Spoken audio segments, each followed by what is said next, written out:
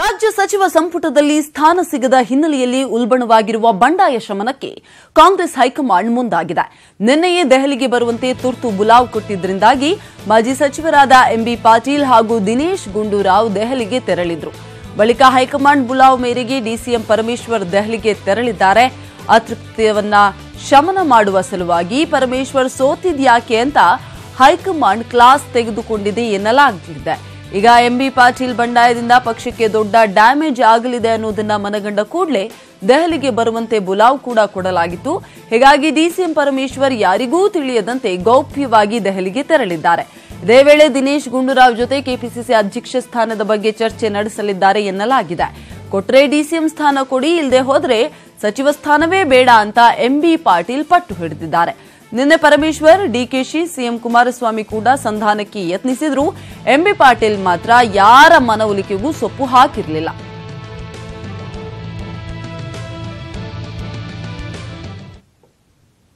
ಅಂದಹಾಗೆ ಎಂಬಿ ಪಾಟೀಲ್ ನಾನು ಏಕಾಂಗಿಯಲ್ಲ ಅಂತ ಹೇಳಿದ್ದಾರೆ. ಹಾಗಾದ್ರೆ ಎಂಬಿ ಪಾಟೀಲ್ ಟೀಮ್ನಲ್ಲಿರೋ ಅತೃಪ್ತ ನಾಯಕರು ಯಾರ್ಯಾರು?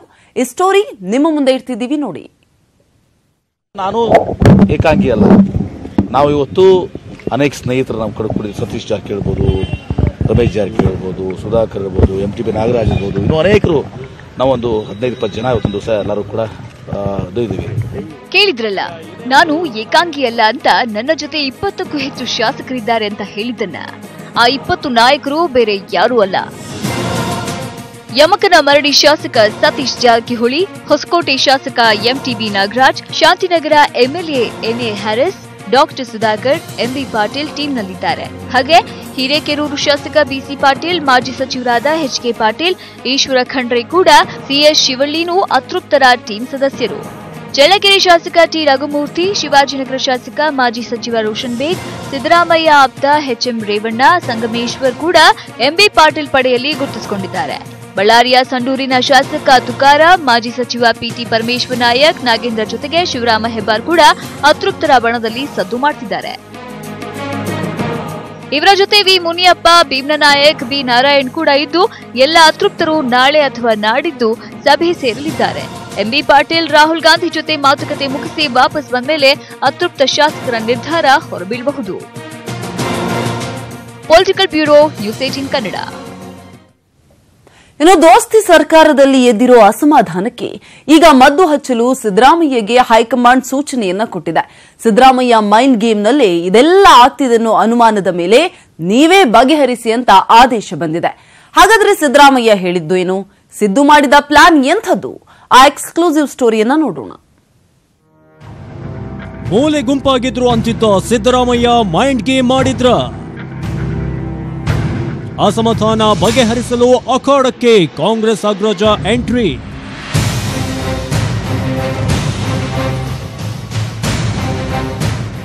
ಮುಖ್ಯಮಂತ್ರಿ ಆಗಿದ್ದಾಗ ಸದನದಲ್ಲಿ ತೋಳು ತಟ್ಟಿ ವಿರೋಧ ಪಕ್ಷಗಳ ಎದುರು ಸಿದ್ದರಾಮಯ್ಯ ನಿಲ್ತಾ ಇದ್ರು. ಅದೇ ದೋಸ್ತಿ ಸರ್ಕಾರ ರಚನೆ ಆದಾಗ ಕೈಕಟ್ಟಿ ನಿಲ್ಲುವ ಪರಿಸ್ಥಿತಿ ಸಿದ್ದರಾಮಯ್ಯನವರಿಗೆ ಬಂತು. ದೋಸ್ತಿ ಸರ್ಕಾರ ರಚನೆ ಆದ್ಮೇಲೆ ಸಿದ್ದರಾಮಯ್ಯ ಹಂತ ಹಂತವಾಗಿ ಮೂಲೆ ಗುಂಪಾಗ್ತಾ ಬಂದ್ರು. ಆದ್ರೆ ಅದೇ ಸಿದ್ದರಾಮಯ್ಯ ಹೆಣದ ಮೈಂಡ್ ಗೇಮ್ ಇವತ್ತು ದೋಸ್ತಿ ಸರ್ಕಾರವನ್ನೇ ನಡುಗಿಸ್ತಾ ಇದೆ.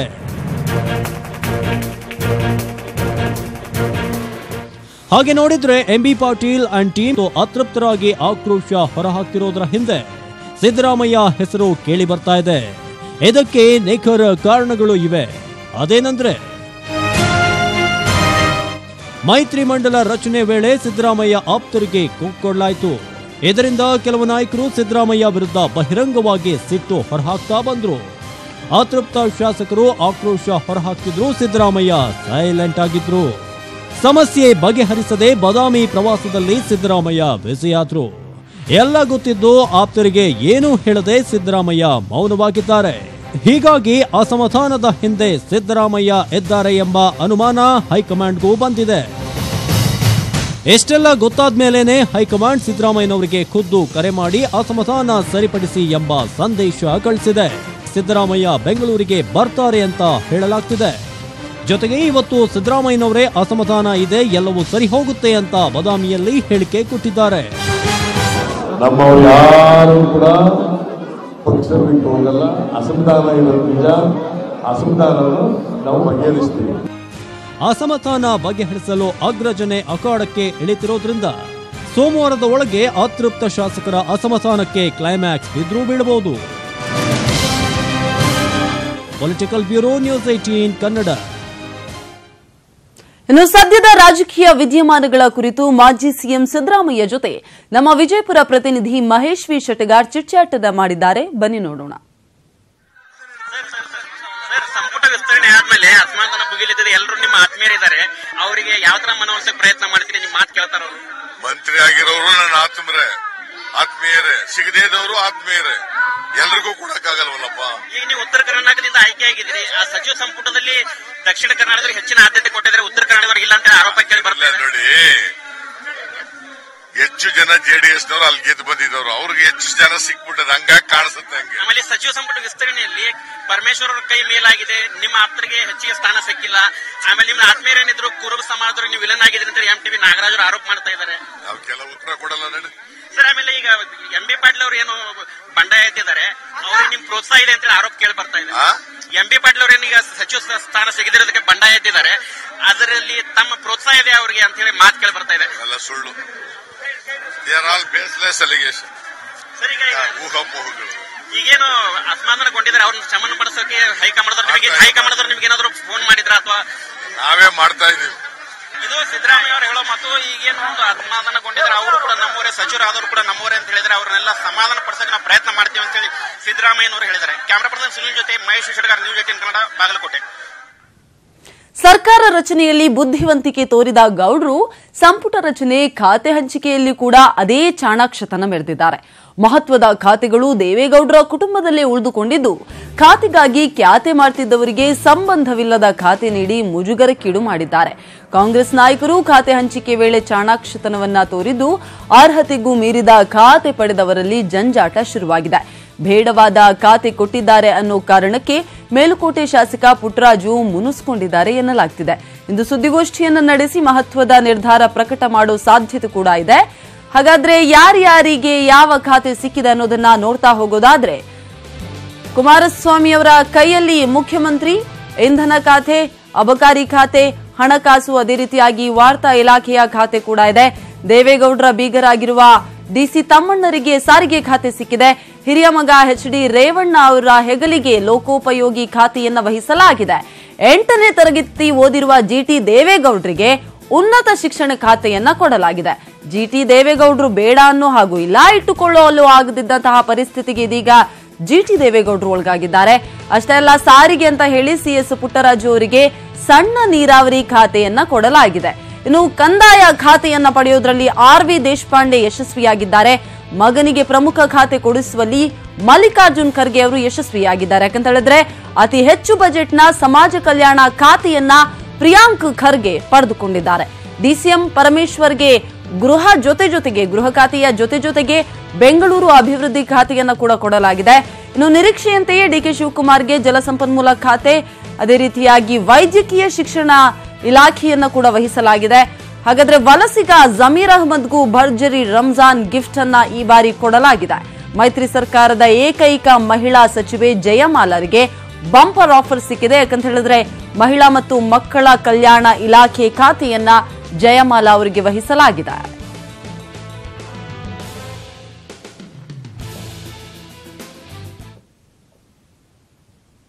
ಜೆಡಿಎಸ್ನಲ್ಲಿ ಸಚಿವರ ಅಸಮಾಧಾನ ಮತ್ತಷ್ಟು ಭುಗಿಲೇಳ್ತಾನೆ ಇದೆ. ಖಾತೆ ಹಂಚಿಕೆ ಬಳಿಕ ಸಚಿವರು ಯಾರು ಕೂಡ ಕೈಗೆ ಸಿಕ್ತಿಲ್ಲ.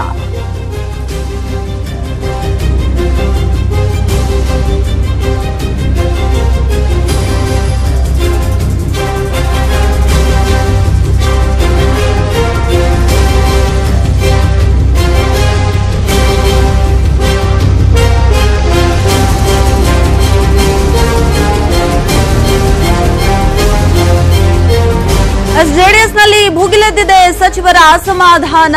ಖಾತೆ ಹಂಚಿಕೆ ಬಳಿಕ ಸಚಿವರು ಕೈಗೆ ಸಿಕ್ತಿಲ್ಲ. ಯಾಕಂತ ಹೇಳಿದ್ರೆ ಈಗ ಇಬ್ಬರು CS ಪುಟ್ಟರಾಜು ಅದೇ ರೀತಿಯಾಗಿ GT ದೇವೇಗೌಡರು ಇಬ್ರು ಕೂಡ ಒಳ್ಳೆಯ ಖಾತೆಯನ್ನ ನಿರೀಕ್ಷೆ ಮಾಡ್ತಾ ಇದ್ರು. ಆದ್ರೆ ಅವರಿಗೆ ಬೇಡವಾದ ಖಾತೆಯನ್ನ ಕೊಟ್ಟಿದ್ದಾರೆ. ಹಾಗಾಗಿ ಇಬ್ರು ಕೂಡ ಇದೀಗ ಅಸಮಾಧಾನಗೊಂಡಿದ್ದಾರೆ. ಸರ್ಕಾರಿ ಕಾರನ್ನ ವಾಪಸ್ ಮಾಡಿದ್ದಾರೆ. ರೈಲಿನಲ್ಲಿ ಮೈಸೂರಿಗೆ ಹೋದವರ ಮೊಬೈಲ್ ಸದ್ಯಕ್ಕೆ ಸ್ವಿಚ್ ಆಫ್ ಆಗಿದೆ. ಹಾಗಾಗಿ ಸಾಕಷ್ಟು ಇದೀಗ ಖುದ್ದಾಗಿ ಕುಮಾರಸ್ವಾಮಿ ಅವರೇ ಕರೆ ಮಾಡಿದ್ರು ಕೂಡ ಇಬ್ರು ಕಾಲ್ ರಿಸೀವ್ ಮಾಡ್ತಾ ಇಲ್ಲ. ಮೊಬೈಲ್ ಸ್ವಿಚ್ ಆಫ್ ಆಗಿದೆ. ಖಾತೆ ಹಂಚಿಕೆ ಬಳಿಕ ಇಬ್ರು ಸಚಿವರು ಕೂಡ ಇದೀಗ ಸಿಗ್ತಾ ಇಲ್ಲ. ಯಾಕಂತ ಹೇಳಿದ್ರೆ ಜಿಟಿ ದೇವೇಗೌಡರು ಕೂಡ ಒಳ್ಳೆ ರೀತಿಯಾದಂತಹ ಒಂದು ಖಾತೆ ಸಿಗುತ್ತಂತ ಅನ್ಕೊಂಡಿದ್ರು. ಆದ್ರೆ ಅವರಿಗೆ ಉನ್ನತ ಶಿಕ್ಷಣ ಖಾತೆಯನ್ನ ಕೊಟ್ಟಿದ್ದಾರೆ. ಅಷ್ಟೇ ಅಲ್ಲ, ಸಾರಿಗೆ ಅಂತ ಹೇಳಿ ಸಿಎಸ್ ಪುಟ್ಟರಾಜು ಅವರಿಗೆ ಸಣ್ಣ ನೀರಾವರಿ ಖಾತೆಯನ್ನ ನೀಡಲಾಗಿದೆ. ಈ ಬಗ್ಗೆ ಮತ್ತಷ್ಟು ಮಾಹಿತಿಯನ್ನ ಕೊಡ್ತಾರೆ ನಮ್ಮ ಪ್ರತಿನಿಧಿ ಜನಾರ್ದನ್ ಹೆಬ್ಬಾರ್ ದೂರವಾಣಿ ಸಂಪರ್ಕದಲ್ಲಿದ್ದಾರೆ. ಜನಾರ್ದನ್, ಈಗ ಜೆಡಿಎಸ್ನ ಇಬ್ಬರು ಸಚಿವರ ಈ ಒಂದು ಬೆಳವಣಿಗೆಯನ್ನ ನೋಡ್ತಾ ಇದ್ರೆ ರಾಜೀನಾಮೆ ಕೊಡೋ ಚಾನ್ಸಸ್ ಕಂಡು ಬರ್ತಾ ಇದೆಯಾ ಹೇಗೆ?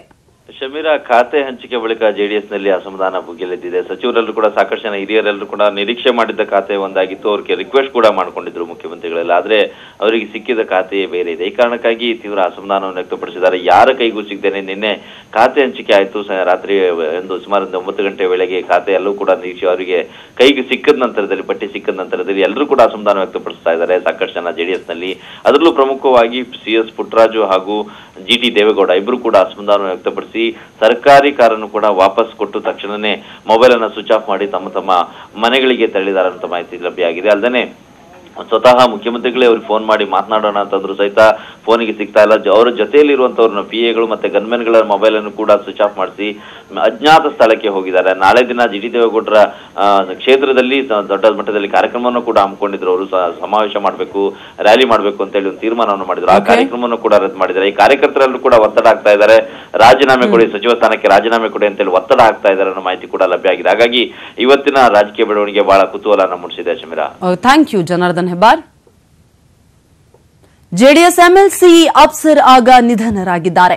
ತೀವ್ರ ಅನಾರೋಗ್ಯದಿಂದ ಅಫ್ಸರ್ ಆಗ ನಿಧನರಾಗಿದ್ದಾರೆ. ಬೆಂಗಳೂರಿನ ಖಾಸಗಿ ಆಸ್ಪತ್ರೆಯಲ್ಲಿ ಚಿಕಿತ್ಸೆ ಕೊಡಿಸಲಾಗ್ತಾ ಇತ್ತು. ಆದರೆ ಚಿಕಿತ್ಸೆ ಫಲಕಾರಿಯಾಗದೆ ಸಾವನ್ನಪ್ಪಿದ್ದಾರೆ. ಬೆನ್ನು ನೋವು, ಲಿವರ್ ಇನ್ಫೆಕ್ಷನ್ ಇಂದ ಬಳಲ್ತಾ ಇದ್ರು ಆಗ ಅವರು. ಮೂಲತಃ ರಾಮನಗರ ನಿವಾಸಿ ಅಫ್ಸರ್ ಆಗ ನಾಮನಿರ್ದೇಶಿತ ಎಂಎಲ್ಸಿ. ಇವತ್ತು ಮಧ್ಯಾಹ್ನ ರಾಮನಗರದಲ್ಲಿ ಅಂತ್ಯಕ್ರಿಯೆ ನೆರವೇರಲಿದೆ. ಕುಮಾರಸ್ವಾಮಿ ಮುಖ್ಯಮಂತ್ರಿ ಆಗ್ತಾರೆ ಅಂತ 2 ವರ್ಷಗಳ ಹಿಂದೆಯೇ ಈ ಬಾಲಸ್ವಾಮೀಜಿ ಹೇಳಿದ್ರಂತೆ. ಆ ಸ್ವಾಮೀಜಿಯ ಪಾದಪೂಜೆಯನ್ನ ಸ್ಪೀಕರ್ ರಮೇಶ್ ಕುಮಾರ್ ಕೂಡ ಮಾಡಿದ್ದಾರೆ. ಹಾಗಾದ್ರೆ ಈ ಸ್ವಾಮೀಜಿ ಯಾರು ಅಂತೀರಾ? ಈ ಸ್ಟೋರಿ ನೋಡಿ.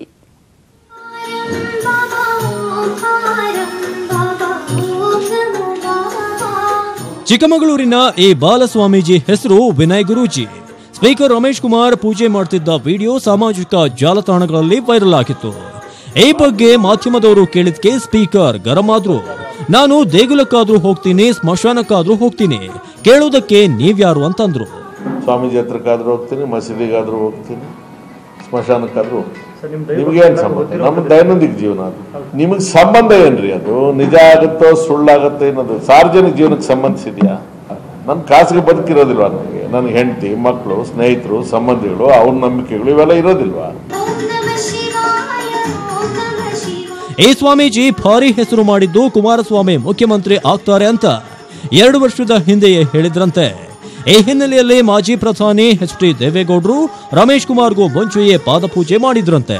ಇತ್ತೀಚೆಗೆ ದೇವೇಗೌಡ ದಂಪತಿ ವಿನಯ್ ಸ್ವಾಮೀಜಿಯನ್ನ ಮನೆಗೆ ಕರೆಸಿಕೊಂಡು ಪಾದಪೂಜೆ ಮಾಡಿದ್ರಂತೆ.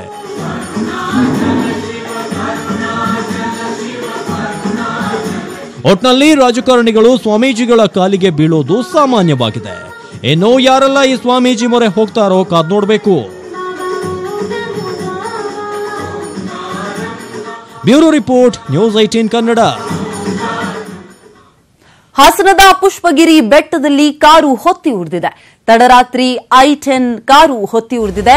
ಕಾರಿನೊಳಗೆ ಸುಟ್ಟು ಕರಕಲಾದವರ ಬಗ್ಗೆ ಯಾವುದೇ ಮಾಹಿತಿ ಕೂಡ ಸಿಕ್ಕಿಲ್ಲ. ಕೊಲೆ ಮಾಡಿ ಶವವನ್ನ ಕಾರಿನಲ್ಲಿಟ್ಟು ಆ ನಂತರದಲ್ಲಿ ಕಾರಿಗೆ ಬೆಂಕಿ ಹಚ್ಚಿರುವಂತಹ ಶಂಕೆ ವ್ಯಕ್ತವಾಗ್ತಾ ಇದೆ. ಹಾಸನ ಜಿಲ್ಲೆ ಬೇಲೂರು ತಾಲೂಕಿನ ಪುಷ್ಪಗಿರಿ ಬೆಟ್ಟದಲ್ಲಿ ಘಟನೆ ನಡೆದಿದ್ದು, ನಿರ್ಜನ ಪ್ರದೇಶದಲ್ಲಿ ಕೊಲೆ ಮಾಡಿ ಬೆಂಕಿ ಹಚ್ಚಿರುವಂತಹ ಶಂಕೆ ವ್ಯಕ್ತವಾಗ್ತಾ ಇದೆ. ಕಾರಿನೊಳಗೆ ಇಬ್ಬರು ಸಜೀವ ದಹನಕ್ಕೊಳಗಾಗಿದ್ದಾರೆ. ಆದ್ರೆ ಇಬ್ಬರು ಯಾರು ಅನ್ನುವಂತಹ ಮಾಹಿತಿ ಮಾತ್ರ ಸಿಗ್ತಾ ಇಲ್ಲ. ಯಾಕಂತ ಹೇಳಿದ್ರೆ ಎರಡೂ ದೇಹಗಳು ಸಂಪೂರ್ಣವಾಗಿ ಸುಟ್ಟು ಕರಕಲಾಗಿದೆ. ಮಾಹಿತಿಯ ಪ್ರಕಾರ ಇಬ್ಬರನ್ನ ಕೂಡ ಮೊದಲೇ ಕೊಲೆ ಮಾಡಲಾಗಿತ್ತು. ಶವವನ್ನ ಕಾರಿನಲ್ಲಿಟ್ಟು ಆ ನಂತರದಲ್ಲಿ ಇಡೀ ಕಾರಿಗೆ ಬೆಂಕಿ ಹಚ್ಚಲಾಗಿದೆ. ಅವರ ಮಾಹಿತಿ ಸಿಗಬಾರದು ಅನ್ನೋ ನಿಟ್ಟಿನಲ್ಲಿ ಈ ರೀತಿಯಾಗಿ ಮಾಡಲಾಗಿದೆ ಅನ್ನುವಂತಹ ಮಾಹಿತಿ ಸಿಗ್ತಾ ಇದೆ. ಎರಡೂ ಮೃತದೇಹಗಳು ಕೂಡ ಸುಟ್ಟು ಕರಕಲಾಗಿರೋದ್ರಿಂದಾಗಿ ಆ ಮೃತದೇಹಗಳನ್ನ ಕಂಡು ಹಿಡಿಯೋದಕ್ಕೆ ಸದ್ಯಕ್ಕೆ ಆಗ್ತಾ ಇಲ್ಲ. ಅಷ್ಟೇ ಅಲ್ಲದೆ ಲಿಂಗ ಪತ್ತೆ ಕೂಡ ಮಾಡೋದಕ್ಕೆ ಆಗ್ತಾ ಇಲ್ಲ. ಕಾರಿನಲ್ಲಿದ್ದವರು ಗಂಡು ಅಥವಾ ಹೆಣ್ಣು ಅನ್ನುವಂತಹ ಮಾಹಿತಿ ಕೂಡ ಸಿಗ್ತಾ ಇಲ್ಲ. ಸುಟ್ಟು ಕರಕಲಾಗಿದೆ i10 ಕಾರು.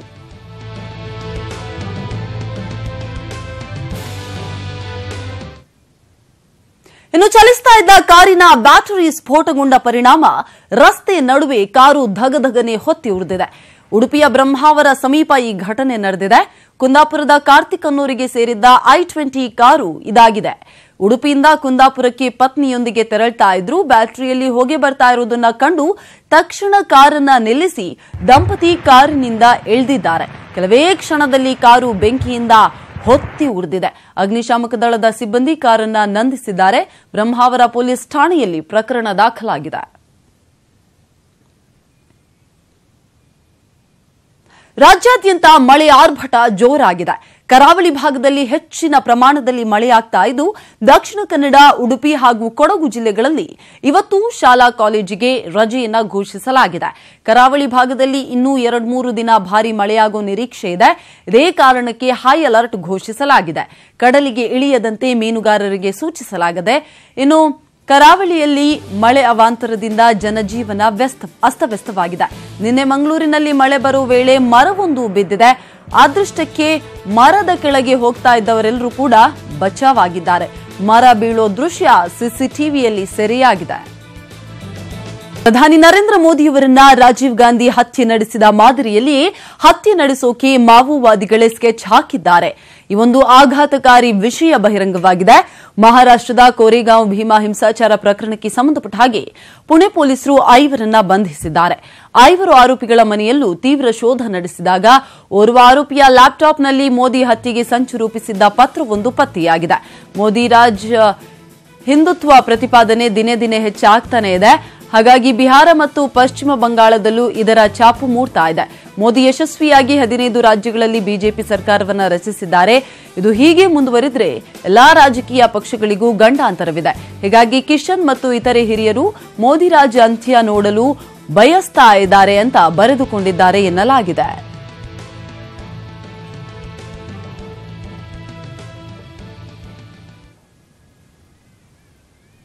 ಇವೆಷ್ಟು ಇವತ್ತಿನ ಕನ್ನಡ ನಾಡಿಯ ಪ್ರಮುಖ ಸುದ್ದಿ. ಈಗ ಮನಿ ಡಾಕ್ಟರ್ ಕಾರ್ಯಕ್ರಮ ಪ್ರಸಾರವಾಗುತ್ತೆ. ನೋಡ್ತಾ ಇರಿ ನ್ಯೂಸ್ 18 ಕನ್ನಡ. ಜಾಲ ನಮ್ಮದು, ಬಲ ನಿಮ್ಮದು.